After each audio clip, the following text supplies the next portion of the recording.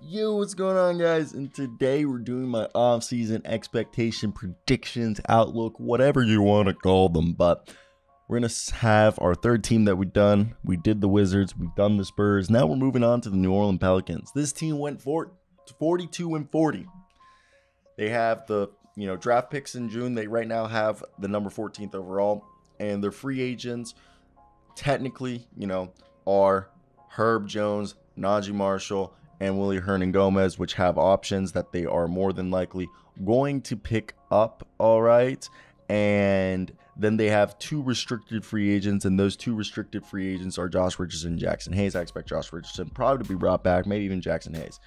But look, this is a team that it's health. When Zion Williamson was on the floor before his injury, New Orleans was the 8th best offensive efficiency and was 10 games over 500. And then when Zion got hurt, this team went 19-27, 26 in offense efficiency. The New Orleans Pelicans have a lottery pick they can use for a trade or keep. This roster's top heavy.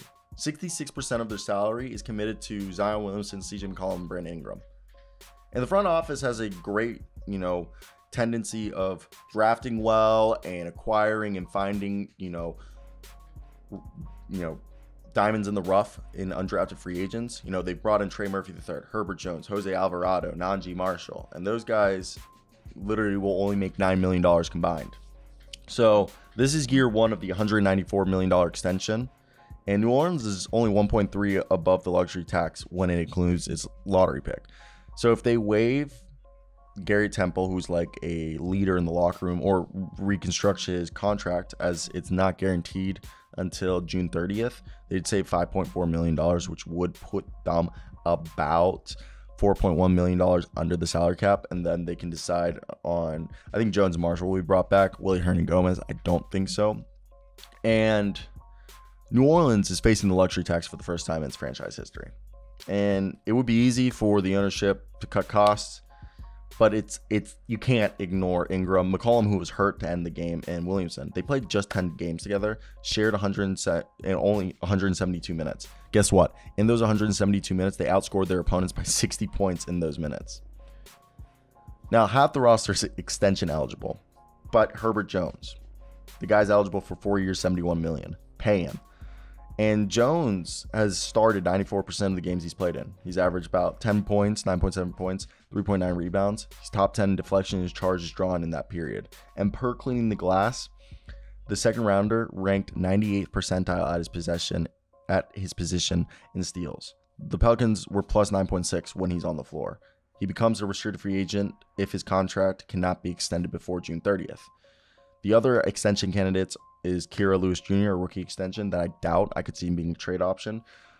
Najee Marshall has till, June 30th, and next season if his team option is exercised, which probably will be. Garrett Temple is extension eligible, so is Willie Hernan-Gomez, Jonas Valanciunas, and Brandon Ingram.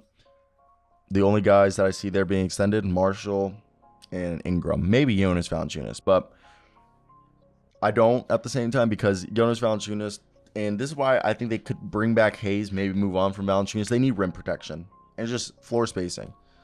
This team, per second spectrum, the Pelicans were ranked last in field goal percentage, when allowed at the rim this season, which is basically, and they were ranked second to last in the prior two seasons. So basically they are if you want to go beat the Pelicans, you just have to attack the rim.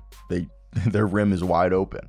And the Pelicans also ranked 29th in three-point attempts this season and 24th in percentage of points from three-pointers. So the Pelicans have their first-round picks in the next 6 years, and they have one second-round pick available to trade.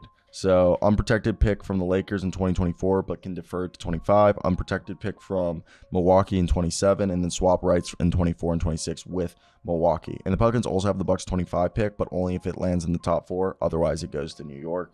And with that being said, let's look at some free agents that they could maybe target this offseason.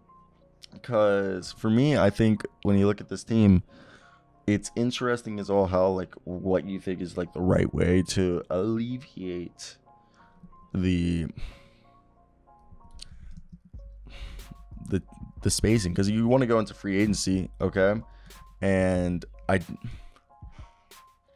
you start to look at the situation and you're like, okay, so how is this going to work out? Because are they going to go out there and look for, Josh Hart would be cool, but that's already going to be too expensive. You're going to have to go to the bottom. So you're going to have to go for like Yudowan Nabe, all right? TJ Warren, Lonnie Walker, Kevin Love, Seth Curry. Those are the guys that they should be targeting in free agency to space the floor.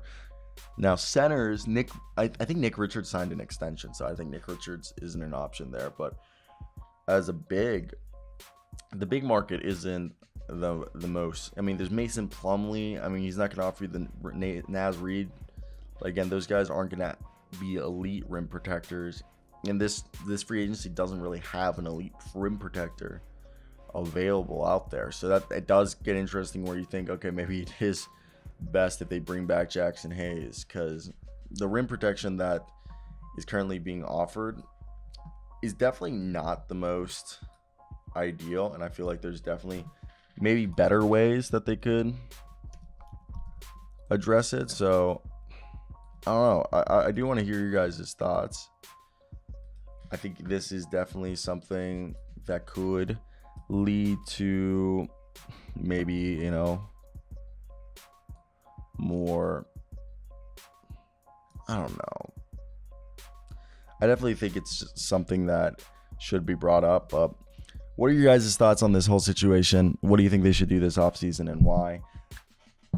I'm excited to see if they can turn around their season and be able, or not season, but be able to get healthy and make an impact and win games that way. So let me know your thoughts down below, guys. I'm going to head out. Maybe we milk this to 8 minutes. I don't know.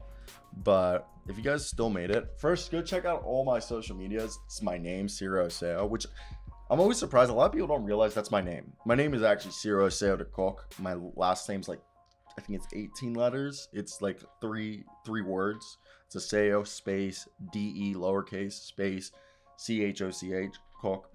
Oseo de Cook, but for TV and YouTube and stuff like that, as you guys know, I'm a reporter, and I go by Ciro Oseo. It's just easier. When I say Ciro Oseo de Cook, people just don't even know how they get to Ciro Oseo get church, so Ciro Oseo is easier for people, I've learned, and that's definitely where I want to hear your guys' thoughts. All right, if there was anything else I might have missed, let me know.